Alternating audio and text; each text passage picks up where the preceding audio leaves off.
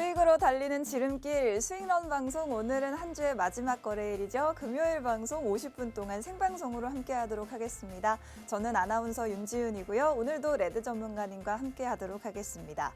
트럼프 대통령이 다보스 포럼에서 화상 연설을 했죠. 트럼프는 나는 즉각 금리 인하를 요구할 것이다 라고 발언을 했고 이 부분이 금리 인하에 대한 기대감으로 작용을 하면서 시장의 매수 심리가 작동이 됐습니다. 간밤 뉴욕 증시는 3대 주가 지수가 모두 상승으로 마무리가 됐습니다. 특히나 S&P 500 지수는 한 달여 만에 사상 최고치를 다시 쓰기도 했는데요. 다만 필라델피아 반도체 지수는 0.5% 정도 하락하면서 움직였습니다. 이 스타게이트 프로젝트가 연일 화두가 되고 있죠. 스타게이트 프로젝트란 트럼프가 발표한 5천억 달러짜리 인공지능 인프라 확충 계획을 말하는데요. 이 부분이 그동안 AI와 반도체주에는 호재로 여겨졌으나 최근에 일론 머스크가 막대한 자금 조달에 의문을 제기하면서 간밤에는 반도체주가 약세로 마감이 됐습니다.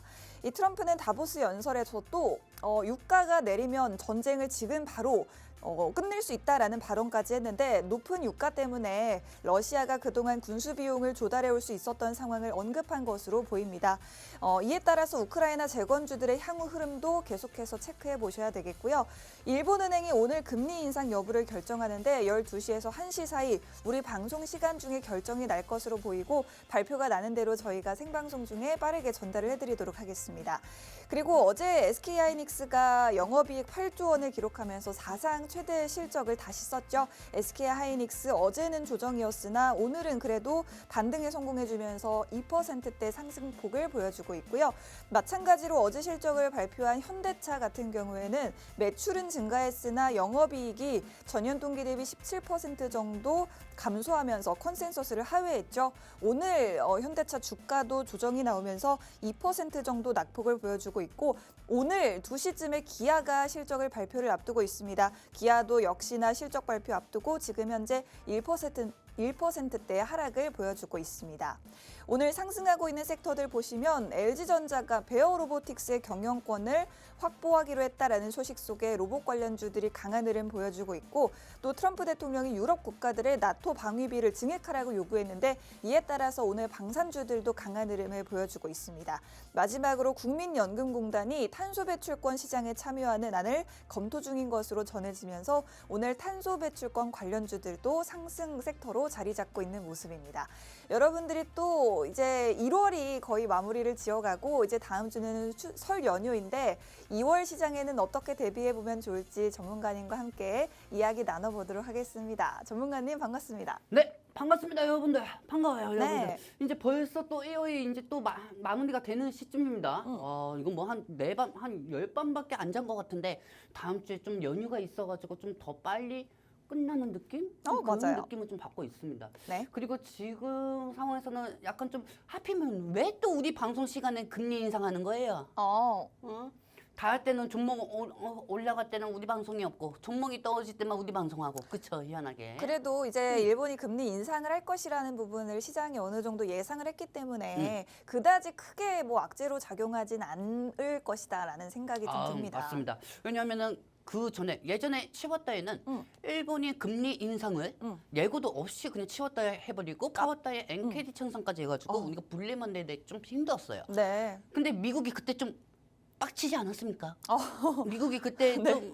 좀 화가 많이 났어요. 화가 났어요. 네, 그래가지고 그 일본의 외교부가 미국을 불려갔어요. 왜 예고도 없이 금리 인상을 얘기를 하느냐. 예고를 좀 하고 해라. 네, 예고를 좀 하고 해야. 네. 그래가지고 그 한 번에 좀 갈굼을 받고 나서 이번에는 금리 인상을 하겠다고 계속 피력을 했죠. 네. 그렇기 때문에 어느 정도 시장이 좀 반영이 됐을 거라고 저는 생각을 하고요. 그리고 일본이 금리 인상을 한다는 건 예를 들어서 여러분들 입장에서도 보면 아시겠지만 잘 생각해 보세요. 일본은 예전에 일본인 30년이라고 해가지고 아노스님하고 나하고 태어나기 전에는 일본이 버블 시대였어요. 근데 그 시대가 지나고 나서 금리 인상을 하고 나서부터는 일본인 30년이 되고 일본 금리를 그렇게 크게 인상을 하지 않았단 말이에요. 한국어, 일본처럼. 하지만 미국의 구체 같은 거는 채권 같은 거는 전 세계에서 비중이 제일 많은 나라가 어디냐? 일본입니다. 그렇기 때문에 일본이 금리 인상을 하면은 당연히 미국의 채권 금리도 상승할 수밖에 없겠죠. 네. 그렇기 때문에 미국에 있는 그 채권은 다 다 사고 일본의 엔케리 천선까지 어느 정도 남아 있다고 하면은 시장이 당연히 무너질 수밖에 없는데 이번 같은 경우는 어느 정도 둔화가 되었기 때문에 네. 크게 문제가 저는 없다고 생각하고 있습니다. 그래서 이제 금리 인상에 제일 좀 이렇게 눌릴 수 있는 종목이 뭐냐면은 사실 대표적으로 2차 전지하고 바이오주거든요. 그렇기 때문에 장 초반에 잠깐 2차 전지하고 바이오주가 약간 좀 눌리고 있는 상황이고 네. 그리고 이 반도체 같은 경우는 하이닉스하고 삼성전자 하이닉스가 약간 좀 2% 정도 상승이 되면서 약간 좀 보합 현식으로 반도체주를 지켜주고 있다고 보시면 됩니다. 그렇기 때문에 지금은 일본 금리 인상하기 전에는 2차 전지, 바이오, 반도체 같은 경우는 지금 현재 눌리지도 않고 자리를 좀 지켜주는 상황이고 금리 인상이 12시에서 1시 사이에 진행이 될 수가 있기 때문에 그때 일본의 엔화 가치성이 얼마큼 올라가느냐 엔화가 올라가면은 우리나라의 달러가 아무리 낮아도 외국인들이 엔화를 살 수가 있기 때문에 국내 시장에서 이탈이 나올 수가 있죠. 하지만 당일스럽게도 어제 우리 국내 시장에서 7천억 정도의 외국인의 이탈이 있었기 때문에 어느 정도 선반영이 저는 됐다고 보고 있습니다. 그렇기 때문에 이렇게 생각하시면 됩니다. 오후 들어서 1시 지나서 1시 전에 일본 금리 인상을 하기 전에 좀 눌려있던 2차 전지 반도체 바이오가 일본 금리 인상 후에 올라가느냐 아니면은 더 떨어지느냐 그 순간만 좀 보시면 되겠습니다. 그렇습니다. 일단은 일본이 만약에 이번에 금리를 0.25%포인트 인상을 하게 된다면 17년 만에 기준금리가 연 0.5% 수준으로 올라오는 것이라고 합니다. 그동안 워낙 낮은 금리를 유지를 했기 때문인데 일본 금리 인상에 가장 악영향을 받을 수 있는 섹터가 2차 전지나 바이오주라고 말씀을 해주셨어요. 그래도 지금 현재는 자리를 좀 잘 지켜주고 있다고 분석을 해주셨고요. 또 일본에서 금리 인상 결정을 하게 되면 투자자들의 국내 증시 이탈 우려가 있긴 하지만 어제 외국인들이 7천억 원가량 우리 시장을 매도했기 때문에 아무래도 이 부분이 선반영되지 않았나라는 부분도 지금 오늘 장에는 긍정적으로 작용할 수 있을 것이라고 말씀을 해주셨습니다. 오늘 금리 인상 결과가 발표가 되고 나서도 우리 시장이 자리를 잘 지켜주는지를 계속해서 체크를 해보시면 좋을 것 같고요. 지금 현재는 외국인도 1,700억 원가량으로 매수를 해주고 있고 기관도 역시나 700억 원까지 매수를 해주고 있기 때문에 이 흐름이 유지가 되었으면 하는 바람 저도 한번 이야기를 드려보도록 하겠습니다.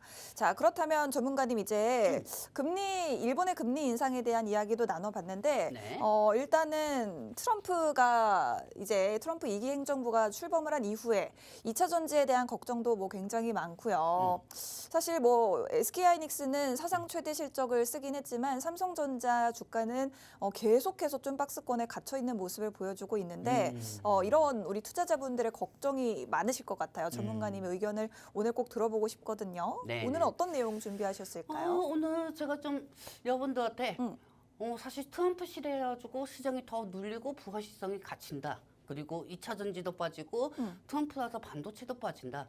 뭐 이렇게 생각하시는 분들이 되게 많을 겁니다. 근데 저는 반대로 반도체하고 2차 전지는 트럼프로 인해서 상승이 된다. 이렇게 생각하고 있고요. 그러니까 항상 제 방송을 보시는 분들 보시면 아시겠지만 저는 항상 역발상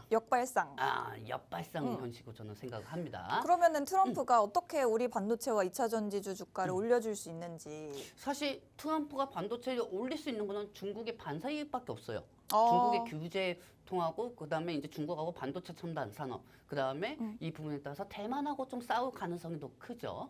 그렇게 대만하고 싸운다는 것보다는 중국하고 트럼프하고 부딪힐 가능성이 큽니다.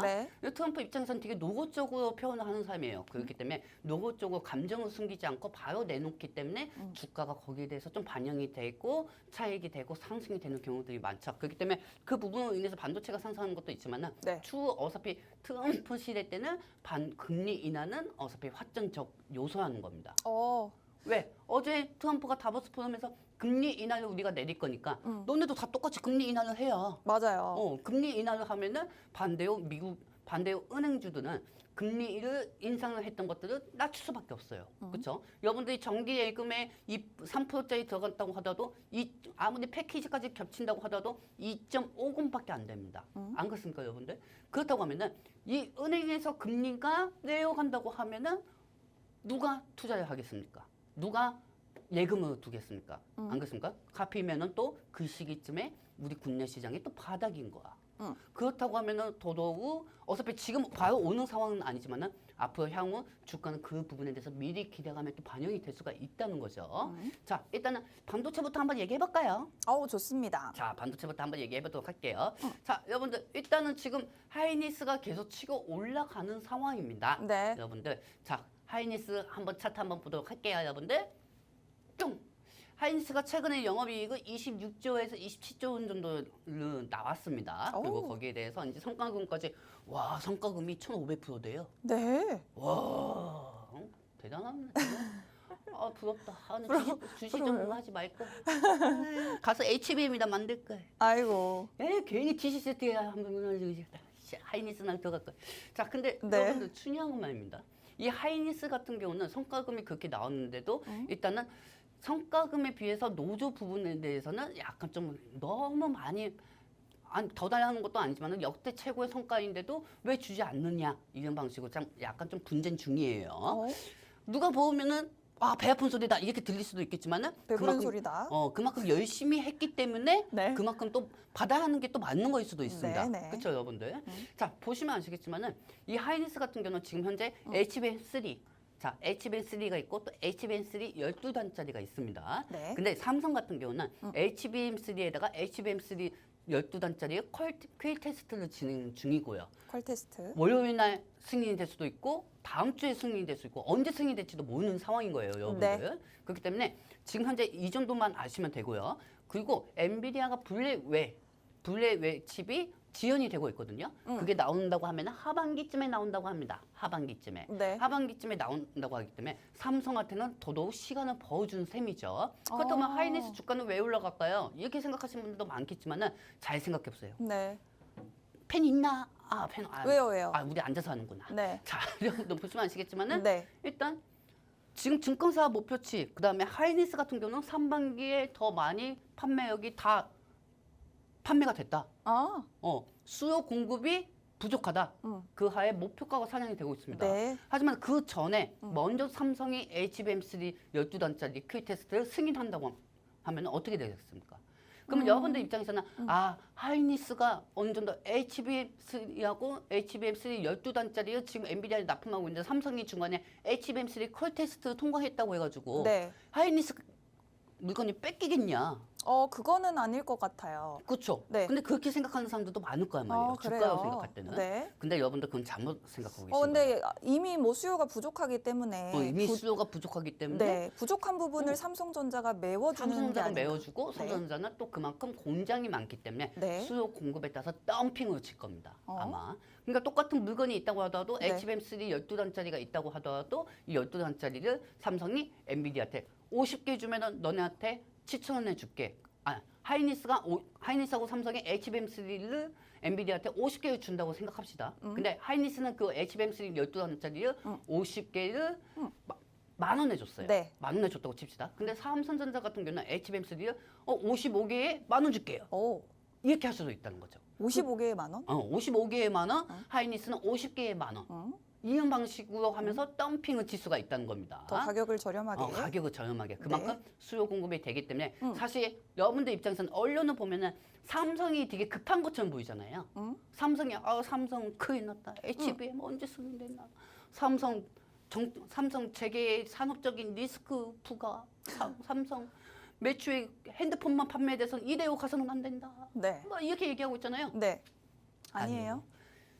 그 부분은 삼성이 지금 우리가 일시적으로 볼 때 하이닉스한테 밀리기 때문에 그렇게 보일 수는 있겠지만 네. 그렇게 보일 수는 있겠지만은 제일 급한 건 삼성이 아닙니다. 그러면 엔비디아예요. 엔비디아가 급하다. 네, 엔비디아가 급해요. 네. 엔비디아는 우리가 지금 넘볼 수 없는 매출액까지 몇 년치만큼의 추정치 영업이익이 다 계속 나왔어요. 네네. 근데 여기서 영업이익을 더 증가시키려면은 이 물건을 받는 상대방한테 단가 부분에 대해서 좀 낮춰서 받을 필요가 있고 그거로 인해서 또 실적을 더 높여줘야겠죠. 네. 엔비디아가. 그렇기 때문에 잭슨왕이 계속 삼성한테 언제 개발되는 겁니까? 언제 승인되는 겁니까? 저는 삼성을 믿습니다. 계속 이렇게 얘기하고 있는 상황인 겁니다. 그렇기 때문에 하이닉스가 지금 현재 많이 판매됐다고 해도 나중에 주가가 또 중간에 삼성전자가 HBM3를 12단짜리를 승인이 받는다고 하면은 그대로 또 삼성 쪽의 분위기는 확 바뀝니다. 네. 무슨 말씀인지 아시겠죠? 네, 그렇습니다. 일단은 하이닉스가 열심히 엔비디아의 수요에 맞춰서 HBM 제품을 공급을 하고는 있지만 아직까지는 이 공급이 역부족이기 때문에 삼성전자가 만약에 엔비디아 퀄테스트 통과만 하게 된다면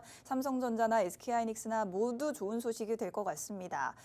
SK하이닉스는 최근에 뭐 주가가 고공행진을 하고 있는데 반해서 삼성전자 주가는 계속해서 좀 힘을 쓰지 못하고 있는 모습을 보여주고 있는데 과연 어떤 소식이 삼성전자의 주가에 좀 온기를 불어 넣어줄 수 있을지 저희가 계속해서 기다려 보도록 하겠고, 그리고 뭐 전문가님이 말씀하신 것처럼 사실 트럼프 때문에 반도체주 주가가 그동안 좀 움츠러들어 있었는데 사실은 오히려 트럼프가 반도체주 주가를 끌어올려줄 수 있는 인물이다라는 부분을 전문가님이 항상 말씀을 해주고 있거든요.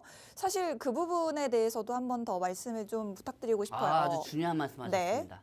이 정말 중요한 거는 아까는 HBM3 12단짜리 삼성이 중간에 컬 테스트 중이고 통과되면 끝난다고 했습니다. 네. 근데 좀 이 중국 부분을 좀 얘기하기 전에 이 반도체 부분은 또 조금만 추가적으로 더 얘기해도 됩니까? 네네, 그럼요. 2분만 주십시오. 더 하셔도 됩니다. HBM4 모델이라고 있습니다. 차세대 모델이죠. 차세대 모델이죠, 네. 여러분들. 오늘 아침에 이런 기사 보셨을 거예요. 하이닉스 HBM4 모델 어느 정도 생산 준비하고 있고 여기에 대해서 개발 준비. 빠르면 하반기부터 양산할 시점 이렇게 나오고 있는데 네. 아직 그거는 어떻게 보면 제목구 언론구에서는 그렇게 나올 수는 있겠지만 HBM4 모델에 대해서 하이닉스는 약간 좀 지금 현재 더 점검 중인 거죠.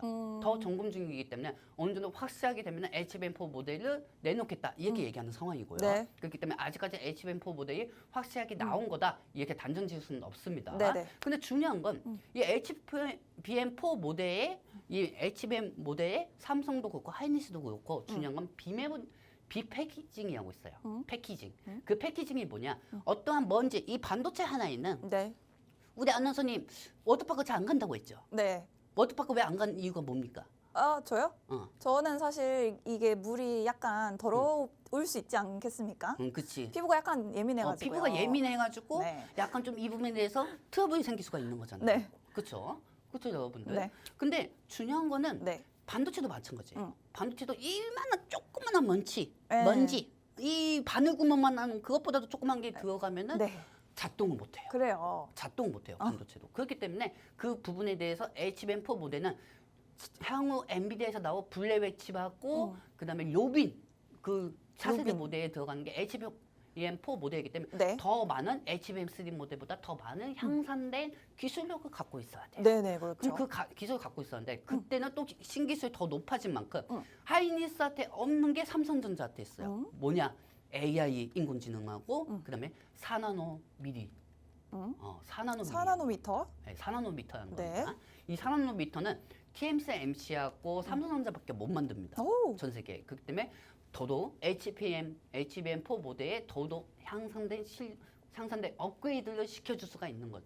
즉 엔비디아의 블랙웰하고 요빈 후시하는 그 모델이 나올 때는 지금 현재 엔비디아의 모델보다 더 향상된 업그레이드가 나올 겁니다. 그러면은 엔비디아 입장에서는 아무리 지금은 하이닉스지만은 삼성이 HBM3 12단 승인되고 HBM4 승인된다고 하면은 그 기술을 더더욱 쓸 만큼 효과가 크고 그리고 덤핑으로 인해서 더 싸게 가격을 가져올 수가 있다는 겁니다. 그렇기 때문에 지금 당장 HBM은 하이닉스가 대정주의일 수도 있지만은 언제든지 바뀔 수가 있어요. 언제든지.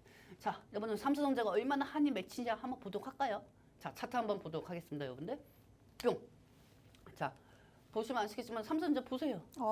뭐 순간 이동하고 있죠. 반짝거리고 있죠. 자, 저렇게만 보면 어떻게 보면은 저게 반짝반짝거리는 게 안 보이면은 오늘 시장 휴장인가? 이렇게 생각할 수도 있어요. 네. 그렇죠. 슬픈 이유입니다. 솔직히 말해서. 그렇죠. 횡보를 운이 좋아서 횡보를 다지고 있다 하는 것보다 지금 상황에서 삼성 차트를 보면은 힘들게 버티고 있다. 그게 맞을 겁니다. 힘들게 버티고 있다. 버티고 있다는 게 맞는 것 거예요. 지금 여기서 하향 추세로 갈 것이다. 상승 추세로 갈 것이다. 하기 전에는 일단은 제일 첫 번째는 HBM에 대해서 삼성이 얼마큼 노력하고 있느냐. 그게 기대감이고 두 번째는 환율입니다. 환율이 최고점에 올라간 만큼 환율이 떠지면은 제일 먼저 들어오는 게 삼성전자겠죠. 그렇기 때문에 이 부분에 대해서 삼성전자는 지금 걱정할 부분도 아니고 삼성전자는 들떠 있을 만큼의 기대감도 아니고 어느 정도 기술적 반등을 해소해주면서 HB에 대한 기대감으로 상승이 돼야 겁니다. 그리고 제일 중요한 거 이제 한번 중국 반도체 부분에 대해서 한번 얘기해 볼까요? 그렇습니다. 중국 반도체. 여러분들 그 중국에 있는 말입니다. 그 SMIC하고 YWCA하고 그렇게 반도체 회사들이 있어요. 반도체 유한 회사들이. 근데 저는 또 이렇게 생각합니다. 엔비디아도 지금 트럼프가 중국을 제재를 할 명분이 종목 그 미국의 AI 빅테크 기업으로 따지자면은 네. 뭐가 있겠습니까?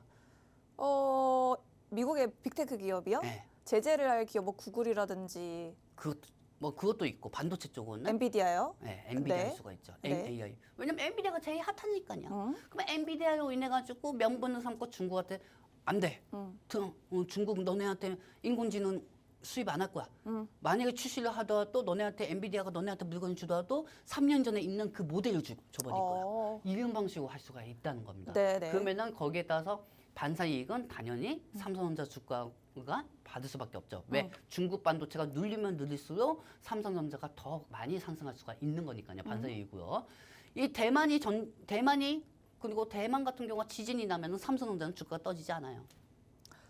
오히려 올라가죠. 오히려 올라가요. 네네. 희한하게. 네. 오히려 올라가요. 그것도 반사 이익이니까요. 왜? 네. TSMC하고 삼성전자하고 같은 파운드리니까요. 그리고 중요한 건 또 이게 있습니다. TSMC한테 모든 걸 다 빅테크들이 거기다 맡기면은 TSMC의 영향력이 커질 수가 있기 때문에 의지하지 않으려고 할 거예요. 그러면 그래서 삼성전자 파운드리한테도 어느 정도 약간 좀 수주 물량을 지금 접수를 하고 있는 상황입니다. 네네. 그렇기 때문에 이 삼성전자 같은 경우는 중국의 반도체, 사실 HBM 모델보다는 중국 반도체 규제로 인한 반사 이익으로 저는 더 상승할 거라고 보고 있거든요, 여러분들. 그렇기 때문에 이 삼성전자 같은 경우는 지금 뭐 정치가 이해해서 저렇게 됐다. 큰 손들이 연휴여서 잠깐 어디 떠나갔다. 큰 손들이 암호화폐 들어가가지고 물려가지고 지금 삼성전자 못 들어오고 있다. 이렇게 얘기할 필요가 없는 거예요. 그리고 삼성전자가 3% 올라간다고 해서 가자. 막 10% 올라간다고 해서 가자. 뭐 이렇게 외치는 것도 아니고요. 처음에 우리가 생각했던 거 그대로 그 마음 변치 않고 그냥 그대로 가는 게 삼성 종목이고 그렇게 전략해야 하는 게 삼성전자입니다. 우리가 뭐 일신사태는 뭐 암호화폐 관련주들 뭐 정치 테마주든 그런 거에 공략하는 게 아니잖아요. 그렇죠, 여러분들? 네. 그렇기 때문에 이 뭐든지 순서대로 있으니까 조금만 시장이 둔화가 된다고 하면은 상승이 될 것이니까 너무 걱정하지 마시기 바랍니다. 그래서 저는 삼성전자 주가 목표를 얼마큼 생각하는지 아십니까? 얼마일까요? 저는 못해도 7만 원까지는 갈 수 있다고 보고 있습니다. 일단 오늘 53,600원이거든요. 네네네. 7만 원까지 갈 수 네, 있다. 7만 원까지 가려면은 지금 한 20% 정도는 상승해야 돼요. 20% 정도까지 상승했는데 우리 사실 제가 생각하기에 2월달에서 3월달이라고 생각했거든요. 아유, 근데 저거 보세요. 지금 순간이동 하고 있죠. 그렇게 하기에는 아직까지 시장의 부활시성은 어느 정도 조금 넘어가줘야 삼성 주가가 상승하지 않을까 생각하고 있습니다. 어쨌든 삼성은 살려야 합니다. 삼성이 살아야 코스피도 상승하고 코스닥도 상승할 수가 있기 때문에 여러분들 개별 종목들이 또 지수가 올라가면 같이 올라갈 수가 있거든요. 그렇기 때문에 일단은 본인들한테 삼성전자는 종목이 없다고 하더라도 네. 이 삼성전자는 계속 유심하게 체크를 하셔야 하고 삼성이 코스피 코스닥의 몸통이 하는 점 그 부분은 확실하게 인지하시기 바랍니다. 그렇습니다. 우리 반도체 대장주인 삼성전자에 대한 긍정적인 시각을 말씀을 해주셨고 그 근거로 대표적으로 3가지 근거를 제시를 해주셨는데요. 일단 첫 번째로 차세대 HBM 제품에 대한 이야기를 해주셨습니다. 엔비디아도 이제 차세대 칩을 준비하고 있는데 바로 많은 기대를 모으고 있는 블랙웰 그리고 루빈이라는 제품이 되겠습니다. 엔비디아도 차세대 제품을 만들려면 거기에 들어가는 HBM 또한 더 향상된 기술력이 적용이 돼야겠죠. 그래서 차세대 HBM4 제품을 열심히 만들고 있는 게 SK하이닉스뿐만 아니라 삼성전자가 되겠습니다. 삼성전자는 특히나 그동안 좀 SK하이닉스의 이 패권을 빼앗겨 왔기 때문에 더더욱 차세대 제품을 빠르게 열심히 만들고 있는데 그렇기 때문에 만약에 이 HBM4 제품이 개발이 된다면 그동안 성적이 이미 너무 좋았던 SK하이닉스 물론 좋겠지만 삼성전자가 그동안 부진했기 때문에 더 좋을 것이다라는 말씀을 드리도록 하겠습니다. 그리고 삼성전자 주가를 살릴 수 있는 두 번째 요인은 바로 환율이 되겠습니다. 그래도 환율이 최근에 좀 확 떨어졌죠. 환율이 계속해서 하락이 되게 된다면 외국인들이 가장 먼저 삼성전자 매수를 해줄 수가 있겠고, 그렇게 되면 기관이나 개인의 매수세까지 들어올 수 있기 때문에 환율이 떨어짐에 따라서 가장 먼저 수혜 볼 수 있는 게 삼성전자다라고 말씀드리고 싶습니다. 그리고 세 번째로 중국의 반도체 제재와 관련된 이야기를 드렸습니다. 미국이 중국을 제재를 하고 있는데 만약에 엔비디아에 너네 중국에다가 반도체 팔지 말아라라고 미국이 정부 차원에서 제재를 하게 된다면 그 반사 이익을 볼 수 있는 것이 바로 삼성전자다. 그리고 세계 최대 파운드리 업체가 바로 대만의 TSMC죠. 만약에 이 TSMC가 너무나도 혼자서 잘 나가고 있기 때문에 트럼프는 이 TSMC도 약간은 견제를 할 수가 있겠습니다. 그렇게 된다면 파운드리 2위 기업인 우리 삼성전자가 또 이 부분에도 반사이익을 볼 수 있다는 점도 함께 말씀을 해주셨고요.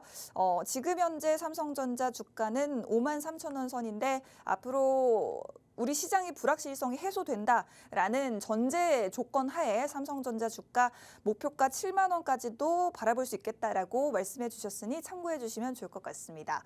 자, 그럼 다음으로는 어떤 이야기 해볼까요, 전문가님? 째깍. 여러분들 일본이 지금 금리 인상 올렸습니다. 여러분들. 금리 인상했네요. 금리 인상 올렸어요. 자, 여러분들 이제 지금부터 한번 집중해 봅시다.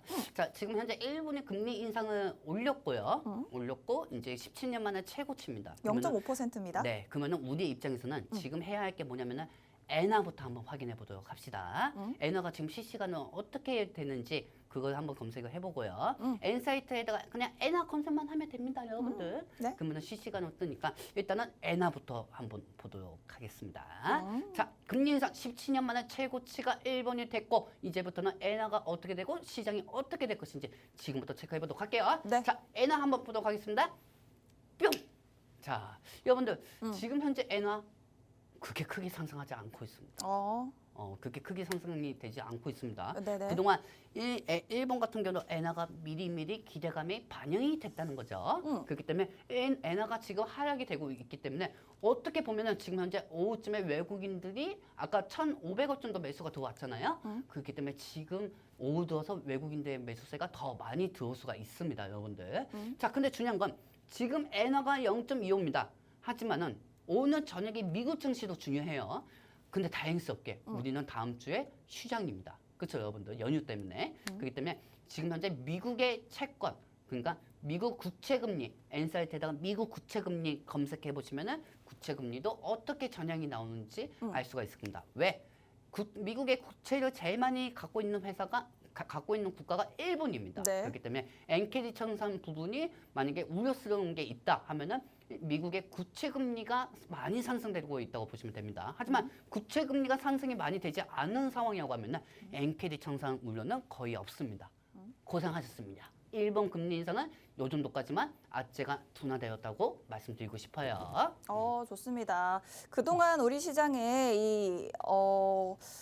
일본의 기준금리 인상에 대한 악재는 이미 시장이 선반영을 했다라는 말씀을 해주셨습니다. 네, 전문가님 말씀하시죠. 떨어지고 있어요. 네. 떨어지고 있다는 건 뭡니까?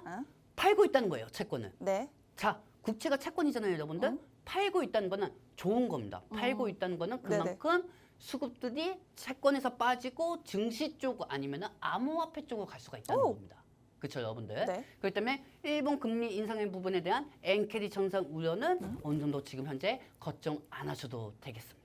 그렇습니다. 일단은 지금 현재 상황으로만 본다면 지난해 7, 8월에 있었던 엔캐리 트레이드 청산에 대한 우려는 지금은 그 정도까지는 하지 않으셔도 괜찮겠다라고 말씀을 드리고 싶고, 지금 뭐 현재 우리 시장도 그렇게 크게 반응을 하고 있지 않기 때문에 아무래도 그동안 일본은행에서 계속해서 금리 인상을 할 것을 지속적으로 좀 이야기를 해왔기 때문에 그다지 큰 충격을 받지 않고 있는 모습이다라고 말씀을 해주셨습니다. 뭐 다행이네요. 그렇다면 이제 일본은행의 금리 인상 이야기 한번 드렸고요. 저희가 그 전에 지금 반도체주 얘기하고 있었잖아요. 네네네. 전문가님 이제 다음으로 어떤 부분 이야기 준비하셨죠? 자, 이제는 또 중요한 게 또 2차 전지 봐야죠. 2차 전지 볼까요? 저는요. 세상에서 제일 어려운 걸 계속 반송하는 사람 같아요. 그러니까 제가 좀 일찍 포기하시라고 말씀을 드렸는데 그래서 우리 시청자분들, 우리 윤지은 아나운서는 매번 그럽니다. 지하철 타고 가면은.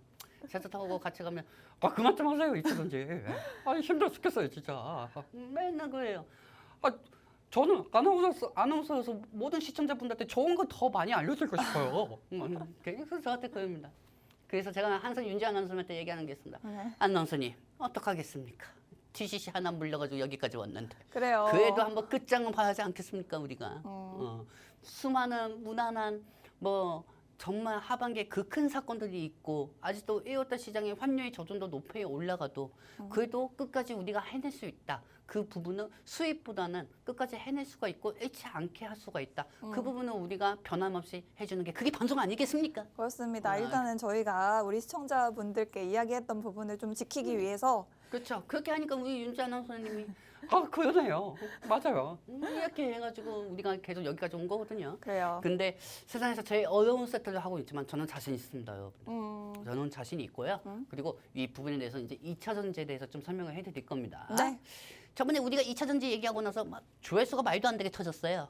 그쵸? 저희가 월요일 네, 방송인가요? 엄청나게 조회수가 엄청나게 터졌는데 네. 만약에 떨어지면 큰일 나는 겁니다. 이제 그래요? 이제 만약에 떨어지면 이제 큰일 나는 건데 뭐 하도 욕은 많이 먹어가지고요. 하지만은 그렇다고 해서 여러분들한테 제가 양심껏 팔리는 그런 행동은 하지 않았습니다. 전문가로서 물리더라도 끝까지 책임지고 잃지 않는 부분으로 방송을 그동안 끌어왔던 것처럼 앞으로도 계속 그렇게 할 거니까 여러분들 제가 어떻게 상승시킬 건지 앞으로도 좀 추가적으로 좀 보시기 바랍니다. 자, 여러분들 일단 지금 현재 오늘 삼성 SDI 차트부터 한번 보도록 할까요, 여러분들? 네, 좋습니다. SDI 차트 한번 보도록 하겠습니다, 여러분들. 뿅. 자, 일단 오늘 삼성 SDI가 실적이 나왔습니다. 2.3% 하락 중이네요. 네, 그럼 오늘 최저가로 몇 퍼까지 떨어졌습니까? 오늘 최저가로 4.2까지 빠졌습니다. 3.2. 3.2까지 빠졌습니다. 네. 그러다가 이제 좀 올리는 상황이고요. 적자가 그때도 한 2천억 이상 정도는 나왔다고 합니다. 근데 이거는 우리가 몰랐던 예상일까요, 여러분들? 그건 아니거든요. 이미 예상을 했다. 이미 예상했던 부분입니다. 그렇기 네. 때문에 시적 부분 때문에 빠졌다 이렇게 생각하는 것보다는 오늘 잠시 시장이 눌리면서 일본이 금리 인상을 하면서 잠시 눌리는 상황이 있고 그리고 지금 오히려 일본 금리 인상 발표 후에 더 떨어지지 않고 있는 상황입니다. 그렇죠? 희한하죠? 저 차트 오늘 당일날 차트 보시고 그 밑에 보시면 거래량이 또 많아요. 희한하게. 네. 일본 금리 인상인데도. 네네. 매도세가 그만큼 많다고 해가지고 저 거래량이 많은 걸까요? 아닙니다. 어느 정도 눌려 있으니까 일본 금리 인상이 둔화가 되니까 천천히 올리고 있는 거라고 보시면 됩니다. 그리고 이 삼성 SDI 같은 경우는 오늘 이연 발표를 했어요. 컴퍼더스코에서 전고체 배터리를 어느 정도 발전을 준비하고 있는 상황이고, 그다음에 4680 원통형 배터리는 OEM 쪽으로 양산 쪽으로 협력을 하고 있는 상황이다. 네. OEM이 뭡니까? 다음 전기차 왕성차 할 때 우리 배터리를 너네 마크로 찍어가지고 만들어줄게. 4680 원통형 배터리. 이런 방식으로 생각하면 됩니다, 여러분들. 네. 그렇기 때문에 여러 가지 이 4680 원통형에 대해서 컴퓨터스콜을 했다는 건 금전적인 겁니다, 여러분들. 그렇기 때문에 원통형 배터리도 지금 어느 정도 좀 보합 현식으로 지켜주고 있는 상황입니다. 근데 중요한 건 LG 엔솔 차트 한번 보도록 할게요. 지금 삼성 SDI 얘기까지는 들었죠? 네. LG에너지솔루션은 지금 0.3% 정도 하락하고 있고 저가 기준으로 1.5%까지 빠졌는데 그래도 약간은 만회가 되고 있는 모습입니다. 네. 왜? 이제 좀 있으면 1시입니다. 네. 1시에서 2시로 제가 알고 있거든요. LG 엔소에서 2시에 IR 펼칩니다. IR 펼치는데 아이고 죄송합니다, 여러분들. 그 IR 펼치는데 IR에서 이런 얘기 할 겁니다. 네네. 우리는 그동안 이번에 적자가 났지만은 IR에 대해서 기업 보조금은 부활시성이지만 그래도 우리 LG 엔소는 ESS 그다음에 앞으로 전기차는 자율주행 쪽으로 ESS가 필요할 것이고 네. 그리고 여기에 대해서 각형 배터리 쪽으로도 생산을 하고 있고 하지만 제일 중요한 건 우리는 지금 현재 벤츠하고 리비안, 테슬라, 노보, 드론 미국의 방위 산업까지 다 탑재시킬 수 있는 4680 원통형 배터리를 저희는 20년 만에 개발을 해가지고 양산을 하고 있습니다. 그리고 이 원통형 배터리를 통해 가지고 앞으로 우리는 어떻게 먹고 살 것이고 그리고 이 부분이 어떻게 전 세계 게임 체인저가 될 것인지 이 부분에 대해서 저희는 4680 원통형 배터리를 앞으로 향후 저희의 매출 기대감을 보고 거기에 기대를 걸고 있습니다. 이 얘기하면은 상승합니다. 그래요? 그렇죠? 근데 LG 엔솔이 상승할까요? 그건 아니겠죠. 원통형 관련주들이 상승하겠죠. TCC 스틸이라든지 NNF라든지 뭐 성우, 뭐 KNS, 뭐 P에너지 이런 종목들이 상승하겠죠, 여러분들. 네. 그렇기 때문에 지금 현재 2차 전지가 눌려 있다고 하더라도 LG 엔솔이 IR을 펼치고 어느 정도 실적 발표를 하면 2차 전지가 그때 또 반향이 나올 수가 있습니다. 그때까지 보시면 되고요. 일단은 제일 중요한 게 지금 삼성 SDI하고 LG 에너지 솔루션에 대해서 좀 설명해 줬잖아요. 네. 하지만 제일 중요한 거는 기술적 반응, 모든 종목들이 대표적으로 이 어느 집단에 가면 왕초가 있어요. 왕초가 있습니다. 그렇죠? 그리고 그 왕초를 믿고 따릅니다. 그렇죠? 근데 2차 전지 쪽에서는 이 기술적 반등으로 상승할 때는 제일 먼저 대장주가 뭐냐면은 에코프로비엠이에요. 그렇죠, 그렇죠. 그렇죠? 에코프로비엠인데 네, 제가 지금부터 얘기 드리는 거 여러분들도 잘 들으세요. 네. 여러분들이 저희 방송이 좀 특이하다고 생각하실 수가 있는 건데 에코프로비엠은 누가 얘기할 때는 양극재 수축톤 뭐 이런 식으로 얘기하잖아요. 근데 주식은 그렇게 얘기하는 게 아니에요. 여러분들 주식 뭐 하루 이틀 해보십니까, 여러분들?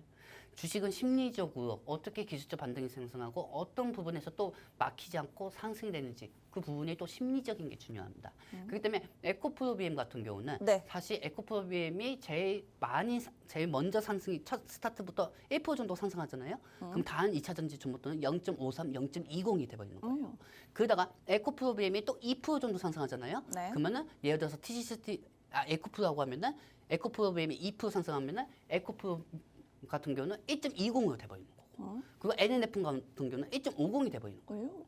근데 또 반대로 에코프로비엠이 1% 정도 상승하고 있는데 다른 종목들 2차 전지 종목들이 떨어지고 있어요. 근데 만약에 에코프로가 3% 정도까지 떨어졌는데 에코프로비엠이 1%에서 갑자기 4%로 올라가. 그러면 에코프로가 4% 떨어진 상황에서 또 말아 올려서 마이너스 1%로 또 장리 종가로 그렇게 돼버리는 거예요. 그렇기 때문에 에코프로비엠의 몸통이 중요합니다. 네. 저는 사실 목숨 걸고 방송했습니다, 여러분들. 남들이 다 2차 전지 뭐 트럼프가 부신다는데 뭐 2차 전지 방송을 얘기 왜 해요? 저기 전문가인가? 저기 뭐 제정신인가? 막 그런 얘기 많이 들었어요. 네. 하지만은 저는 여러분들한테 보여드렸습니다. 에코프로비엠 한 달분 차트 한번 보도록 할게요, 여러분들. 자, 한번 보도록 할게요. 자, 뿅. 에코프로비엠 한 달 동안 최고가 몇 % 상승했습니까, 여러분들? 27%. 네? 27%고요. 27%. 지금 현재 기준으로는 19% 정도 1월 내내 19% 상승 중입니다. 그렇죠. 네. 남들이 다 알고 있는 사실. 기업 보조금 폐지된다. 그리고 환율이 너무 높다.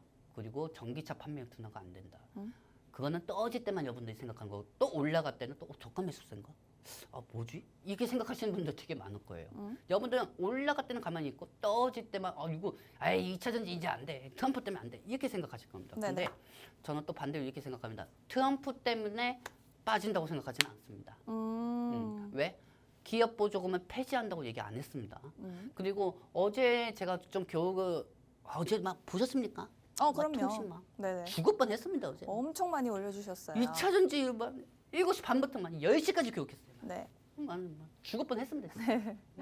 이 방송에서 말 떠드는 건 되게 쉬운데 많이 통신망을 통해 가지고 이게 하는 너무 힘들었습니다. 제가 지금부터 한 가지 말씀을 드릴게요, 여러분들. 네.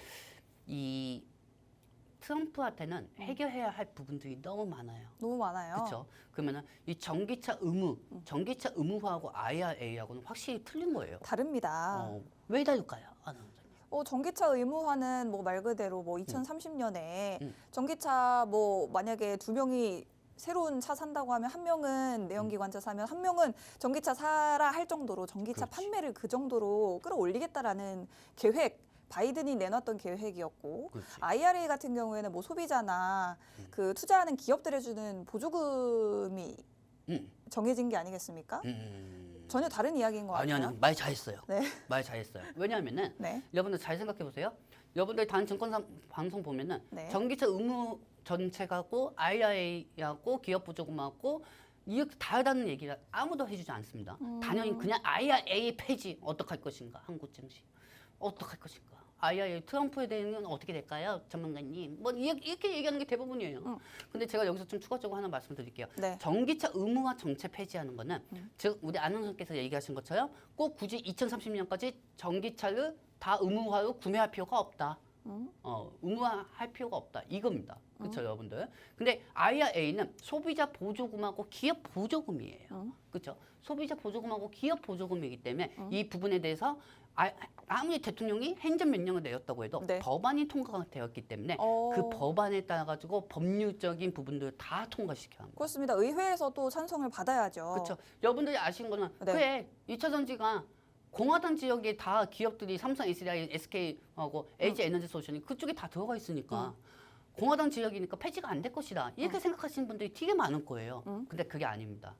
상원, 하원 의원이 있지만은 네네. 이 민주당하고 공화당하고 표 차이가 4표 차이밖에 안 나요. 그러니까 공화당 표가 4표가 더 많은 거죠. 네. 근데 여러분들 생각해 보세요. 이제 2년 정도 있으면 중간 선거에 치러야 합니다. 네네. 미국이. 네. 미국이 중간 선거에 치러야 하는데 갑자기 IRA에 대해서 기업 보조금을 폐지하겠다 하면은 그 지역의 공정 지역에 있는 공화당 의원들이 2년 후에 중간 선거가 열리면은 떨어질 가능성이 크죠. 지금도 뭐 막상막한데. 그렇죠. 그렇습니다. 2년 후 중간 선거에서 확실하게 승기를 잡으려면 그렇죠. 민심을 사로잡아야 되겠죠. 그렇죠. 네. 그리고 제일 중요한 거 여기까지 이해하셨죠? 이해하셨죠? 그리고 여기서 좀 중요한 거 네. 우리가 그런 거 있잖아요. 네네. 안우수님하고 나하고도 어떤 주제에 대해서 얘기하면 이해 관계가 서로 틀려가지고 좀 시간이 걸릴 때도 있잖아요. 네네. 그렇죠? 마찬가지예요. 네. 트럼프도 공화당하고 민주당하고 아무리 공화당하고 같은 편이라고 그쵸, 하더라도 그쵸. 이해 관계가 서로 틀리면 시간이 걸릴 수밖에 없어요. 그렇습니다. 그래서 네네. 어제 현대차에서 이렇게 얘기합니다. 네. IRA가 못해도 만약에 진짜 폐지가 된다고 하면은 못해도 12월 달 이번 년 12월 달에 폐지가 될 것이다. 그만큼 기간이 길어질 거니까. 네네. 바로 통과가 안 된다는 거죠. 네. 그래서 현대차가 물론 그런 일은 없겠지만은 만약에 폐지가 된다고 하면 12월 달이나 12월 달 빠르면 그때 폐지가 될 가능성이 크다. 그 부분을 얘기하고 있습니다. 네. 이게 첫 번째로 너무 느릴 수가 있다. 그게 첫 번째고 그다음에 두 번째 같은 경우는 우리 뭐 서울특별시에는 누가 있습니까?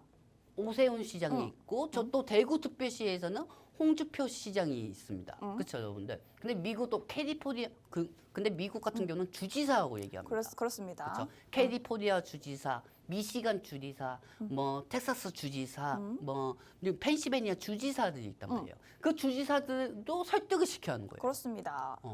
그쪽 지역의 공화당 의원들이 아무리 그래요, 기업 보조금 폐지합시다, 소비자 보조금도 폐지합시다 이렇게 던진다고 하더라도 주지사가 약간 좀 생각이 다른 사람이라고 하면은 유지를 시킬 수가 있다는 거죠. 그 뭐 지난해 12월이었나요? 캘리포니아에선가 그렇죠. 그 주지사가 따로 만약에 IRA가 수정이 돼도 우리 주 차원에서 보조금 주겠다라고 이야기했었거든요. 네, 그렇죠. 뭐 그런 상황이 있을 수도 그런 있겠다. 상황이기 때문에 주지사들 간의 이해관계도 네. 떨어질 수가 있다는 거예요, 트럼프하고.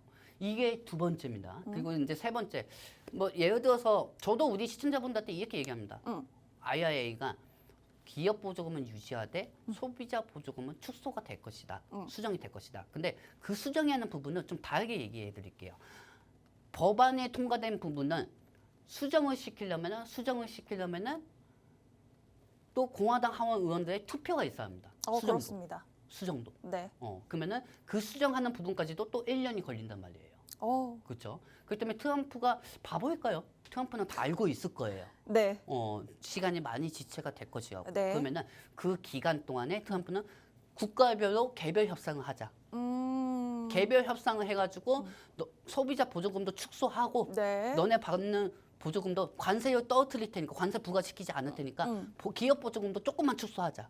그런 방식으로 수정할 가능성이 큽니다. 그러니까 즉 법안 쪽에서 수정을 한다는 것보다는 트럼프가 개별 협상 통해서 제조 국가 일본이든 한국이든 2차 전지 기업들한테 개별 협상으로 소비자 보조금 관세를 매기지 않을 테니까 소비자 보조금도 축소하고 기업 보조금도 축소하자. 이런 방식으로 갈 수가 있다는 거죠. 그리고 여러분들 생각해 보세요. 아무리 트럼프가 미국 땅에서 석유가 있다고 하고 시추, 드디, 뚜어야 이렇게 얘기하고 내연 기간을 올린다고 하더라도요. 어차피 내연 기간만 트럼프가 계속 열중을 한다고 하면 앞으로 시대는 AI하고 자율주행 시대란 말이에요. 그렇죠. 그리고 이미 친환경은 중국이 다 먹었어요. 네. 솔직히 말해서 우리가 다 알고 있잖아요. 친환경은 중국이 이미 다 먹은 상황이어서 미국이 솔직히 파리 기후를 탈퇴를 안 하면은 중국을 도와주는 꼴이에요. 그렇기 때문에 파리 기후를 탈퇴하는 게 오히려 나을 수가 있습니다. 뭐하러 중국을 도와줍니까? 트럼프 입장에서. 네. 그렇죠? 그렇기 때문에 그거는 타태를 하되 어. 친환경 부분에서 앞으로 내연기관이 가격은 계속 올라가고 있지. 하지만 전기차 같은 경우는 자율주행까지 겹쳐져 있기 때문에 어느 정도 또 단가가 또 떨어질 거란 말이에요. 그러면 그 판매량을 따라잡을 수가 없다는 거죠. 그러면 미국 시장이 전기차가 침체되게 트럼프가 남길까요? 그렇게 되지는 않을 겁니다. 그리고 마지막으로 좀 이렇게 말씀드리고 싶은 게 뭐냐면은 네. 마지막 말씀드리고 싶은 게 뭐냐면은 이 트럼프 같은 경우는 이 전기차 배터리 같은 경우는 어느 정도 유지해 줄 겁니다. 네. 그리고 그걸 통해 가지고 중국은 제재를 할 수밖에 없는 거고요. 그렇기 때문에 이 부분들까지 여러분들 다 생각하시고요. 그리고 테슬라 입장에서도 뭐 기업 보조금만 폐지가 된다 이렇게 얘기하고 있잖아요. 근데 그런 일도 없고요, 여러분들. 그리고 심지어 석유, 가스 부분도 보조금 다 나옵니다. 그러면은 기업 보조금만 폐지하려면은 석유, 가스 부분 트럼프가 그렇게 얘기하는 본인 자원들, 미국의 자원들 보조금도 폐지해야 될 거예요. 이거는 이미 머스크가 얘기한 것뿐, 머스크가 옛날부터 얘기했어요. 네. 근데 우리 대한민국 언론은 이 정도뿐이죠, 여러분들. 그렇죠? 네. 우리 대한민국 언론들은 ABC 뉴스, 블룸버그 뉴스 그냥 복사 붙이기 해와가지고 자기만 내는 게 ABC가 이렇게 얘기하면 이렇게 얘기했구나. 그럼 제목은 그냥 속보 가운데 이렇게만 올리는 게 다예요. 복사 붙이기예요. 우리나라 기자분들. 네. 와, 근데 나는 좀 깜짝 놀랐던 게 메이저 경제사는 그 경제 방송 같은 경우도 제목만 좀 자극적이고 내용은 다 똑같이 복사 붙이기 형식이더만. 그래요. 여러분들 농락당하지 마시기 바랍니다. 아시겠죠? 자, 그렇습니다. 일단 저희가 말씀을 드리고 싶은 부분은 그동안 지금도 여러분들이 우려하고 있는 부분이 바로 전기차 전환 의무를 폐지하겠다라고 말한 트럼프의 발언에 의해서 여러분들이 우려를 하고 계실 텐데 이 부분은 그전에 바이든이 시행했던 대통령령, 우리나라로 치면 대통령령이고 미국에서는 행정명령이라고 하죠. 이 행정명령을 철회를 했다라는 부분입니다. 행정명령 자체는 트럼프가 대통령이기 때문에 당연히 철회를 할 수가 있습니다만 IRA 같은 경우에는 의회를 통과한 법안이기 때문에 트럼프의 그 의견만으로는 바꿀 수 있는 법안이 아닙니다. 그렇기 때문에 의회 동의 없이는 인플레이션 감축 법안을 수정도 폐기도 할 수 없다는 부분이고 만약에 수정을 하더라도 지금 뭐 뚝딱 해결할 수 있는 문제가 아니라 만약에 개정이 돼도 빨라도 12월이다. 1년 정도는 걸린다라는 부분을 여러분들이 생각을 하셔야겠습니다. 만약에 그렇다면 인플레이션 감축 법안의 개정이 1년 정도 만약에 할 경우에 1년 정도 걸린다고 쳤을 때 트럼프 입장에서 지금 내놓을 수 있는 카드는 바로 관세라고 말씀을 해주셨습니다. 관세를 만약에 매긴다면 뭐 대만 기업에는 관세 10%, 그리고 한국 기업의 10%, 뭐 중국의 배터리 기업에 관세 60% 매기겠다라고 했을 때 우리나라는 당연히 중국 기업 대비해서 혜택을 볼 수밖에 없기 때문에 반대로 우리 2차 전지 기업은 이 관세 문제에 있어서는 반사 이익을 볼 수 있는 입장이다라고 말씀을 드리고 싶고 무엇보다도 이 트럼프의 속내 정말 궁극적인 의도는 지금 전기차 전환으로 인해서 좀 침체됐던 내연기관차 산업을 다시 살리겠다라는 게 목적이지 전기차를 배척하겠다라는 뜻이 아닙니다.